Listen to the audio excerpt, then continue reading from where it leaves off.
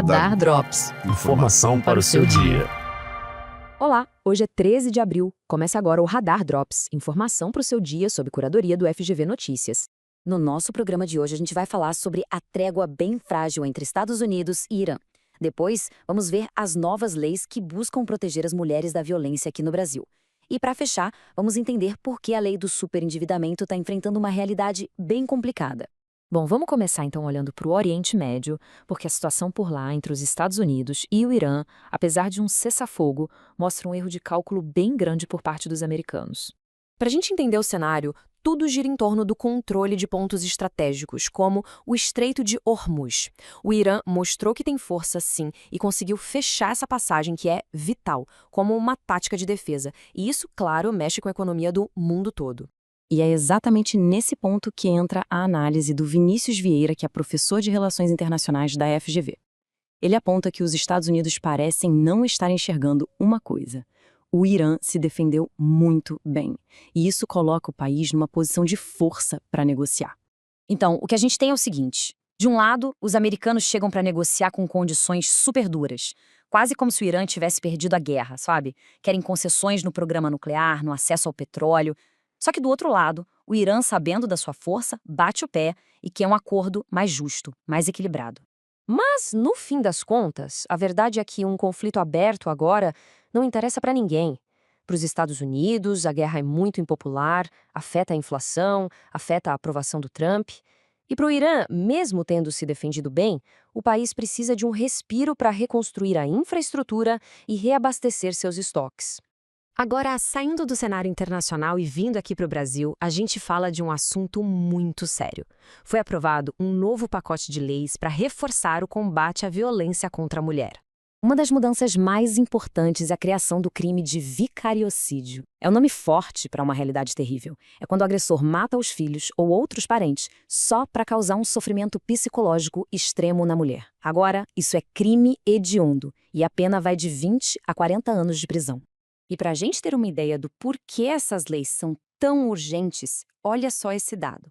13% das mulheres vítimas de feminicídio, ou seja, quase uma em cada 8, já tinham uma medida protetiva contra o agressor. Isso mostra que só a medida no papel, sem fiscalização, não estava funcionando.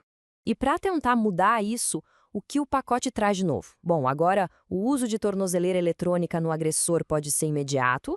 As penas para quem desrespeita a medida protetiva aumentaram e, em cidades que não têm juiz, o próprio delegado de polícia vai poder ordenar o monitoramento. Mas a pergunta que fica é, será que só punir resolve? Para a Luísa Ferreira, que é professora na FGV Direito SP, essas medidas são sim muito necessárias, mas sozinhas elas não são suficientes.